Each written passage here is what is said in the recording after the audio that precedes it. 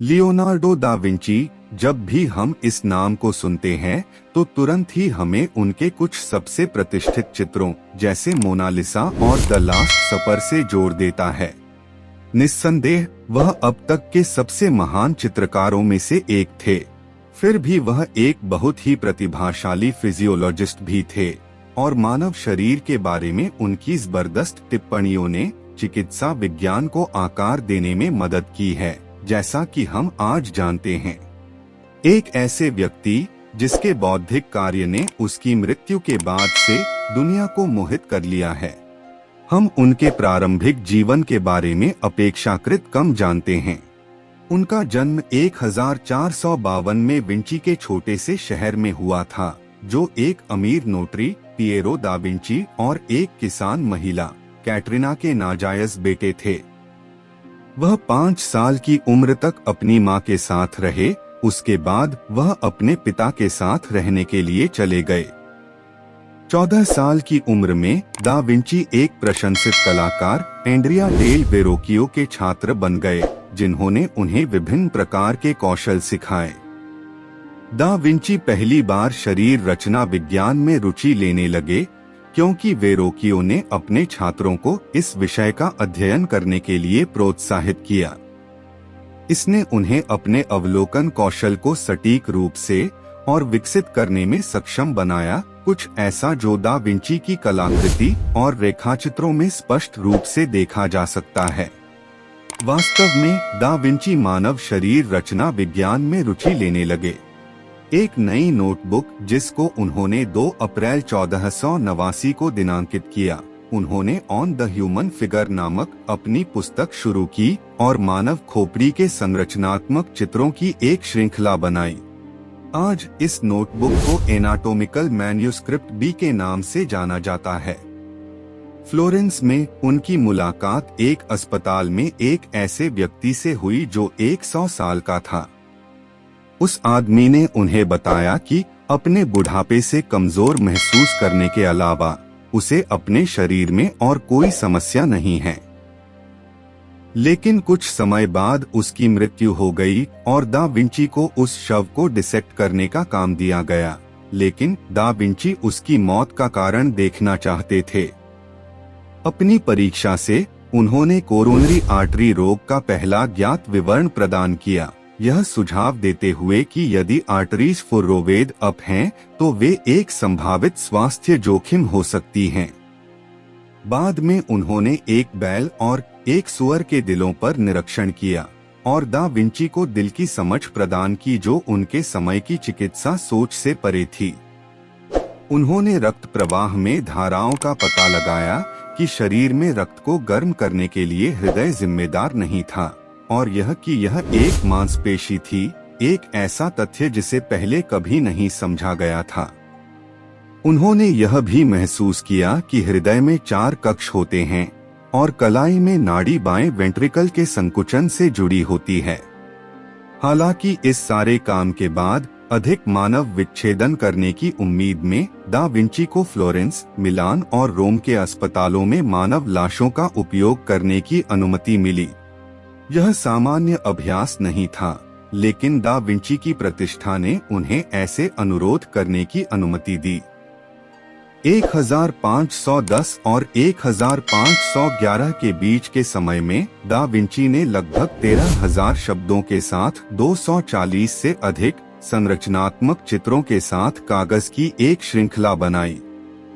उनमें से उनके कई विस्तृत रेखाचित्र थे जो मानव शरीर में कई विभिन्न मांसपेशियों और हड्डियों को चित्रित करते थे। सामूहिक रूप से इन पृष्ठों को आज एनाटोमिकल मैन्युस्क्रिप्ट ए के रूप में जाना जाता है, जो वर्तमान में लंदन में रॉयल संग्रह द्वारा आयोजित किया जाता है। यह उस महत्वाकांक्षी ग्रंथ का हिस्सा बनने वाला था जो एक डॉक्टर के साथ विकसित करने की प्रक्रिया में था। मार्केंटोनियो डेला टोरे, जो वास्तव में शरीर रचना विज्ञान के एक युवा प्रोफेसर थे, दुर्भाग्य से 1511 में डेला टोरे की अचानक प्लेग से मृत्यु हो गई और उनकी इसको प्रकाशित करने की योजना रुक गई। दा विंची की योजना समाप्त हो गई और उनकी परियोजना अधूरी रह गई। हालांकि दा विंची के लिए एक झटका था, परंतु उन्होंने अपना काम करना जारी रखा और 1513 तक दा विंची ने कम से कम 30 लाशों का विच्छेदन किया ताकि वे मानव शरीर रचना विज्ञान की बेहतर समझ प्राप्त कर सकें। इस समय के दौरान उन्होंने शरीर के विभिन्न अंगों जैसे कि हाथ, मांसपेशियां, वाहिकाएं और मस्तिष्क के चित्र बनाना जारी रखा। उनके सबसे प्रसिद्ध अध्ययनों में से एक रीढ़ की हड्डी थी। रीढ़ की घुमावदार आकृति को सटीक रूप से चित्रित करने वाले पहले व्यक्ति बने। 1490 के आसपास खींचा गया दा विंची विट्रुवियन मैन के प्रतिष्ठित स्केच बनाने के लिए रोमन वास्तुकार विट्रुवियस के लेखन से प्रभावित था। उन्होंने अपने विश्वास से कहा कि मनुष्य दुनिया का मॉडल है और विट्रुवियस के ज्यामिति कार्य के साथ सहसंबंध में मानव शरीर के लिए आदर्श अनुपात पर उनकी ड्राइंग आधारित है। विट्रुवियन मैन का प्रत्येक अलग हिस्सा उसके पूरे शरीर का एक साधारण अंश है। उदाहरण के लिए उसकी फैली हुई भुजाएं उतनी ही चौड़ी हैं जितना कि शरीर लंबा है। दा विंची का प्रतिष्ठित स्केच मानव शरीर के अनुपात के बारे में उनकी समझ के साथ साथ सटीक शारीरिक चित्र बनाने की उनकी क्षमता का और सबूत है। यह वैज्ञानिक रूप से सटीक काम करने की उनकी प्रतिबद्धता की ओर भी इशारा करता है, साथ ही मनुष्य को प्रकृति से जोड़ने की कोशिश भी करता है। उनके इस विश्वास को समेटता है कि मानव शरीर ब्रह्मांड के कामकाज के लिए एक सादृश्य था। बेशक इस बात से कोई इनकार नहीं किया जा सकता है कि दा विंची एक अलौकिक शरीर रचना कौशल प्रतिभाशाली थे, लेकिन वह अपनी टिप्पणियों के साथ हमेशा सही नहीं थे। उदाहरण के लिए महिला प्रजनन अंगों के लिए उनके चित्र गलत थे और मनुष्यों के बजाय जानवरों से संबंधित थे।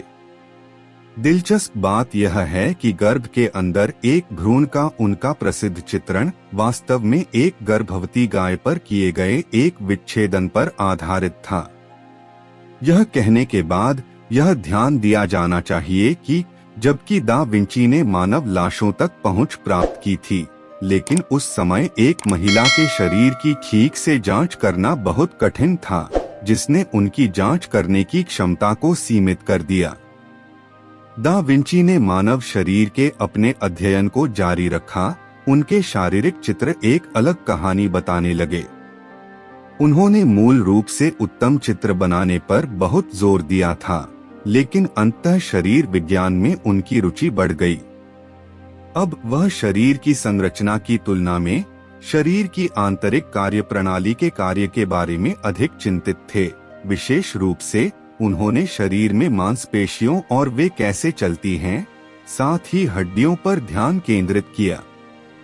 1517 में दा विंची मानव शरीर पर अपने व्यापक ग्रंथ को प्रकाशित करने की योजनाएं बनाने लगे, लेकिन दुख की बात है कि 2 साल बाद ऐसा करने का मौका मिलने से पहले ही उनका निधन हो गया। नतीजतन उनकी मृत्यु के बाद लगभग 250 वर्षों तक उनके कई चित्र अनदेखे रहे। हालांकि उनके मित्र फ्रांसिस्को मेल्जी ने उन्हें प्रकाशित करने का प्रयास किया था। दा विंची ने अपने स्वयं के आर्टिफिशियल लिम्बस को डिजाइन करने के लिए रोबोटिक्स में अपनी रुचि और मानव शरीर रचना विज्ञान की समझ का भी उपयोग किया। हालांकि इन आविष्कारों को आगे बढ़ाने के लिए तकनीक उनके लिए पर्याप्त उन्नत नहीं थी। दा विंची जानते थे कि उन्हें बनाना पूरी तरह से संभव था। 5 सदियों बाद और उनके ज्ञान और उनके विचारों के लिए डिजाइन ने आर्टिफिशियल लिम्बस और यहाँ तक कि आर्टिफिशियल ऑर्गन्स के विकास को प्रभावित करने में मदद की है। अगर दा विंची के काम को जल्द ही खोज लिया गया होता तो यह चिकित्सा और मानव शरीर रचना विज्ञान की दुनिया की समझ में क्रांति ला सकता था। दा विंची का काम उनके जीवन काल के दौरान और बाद में भले ही बाहरी दुनिया से छिपा रहा हो, लेकिन चिकित्सा पर उनका प्रभाव और उनकी स्थायी विरासत आज भी मौजूद है।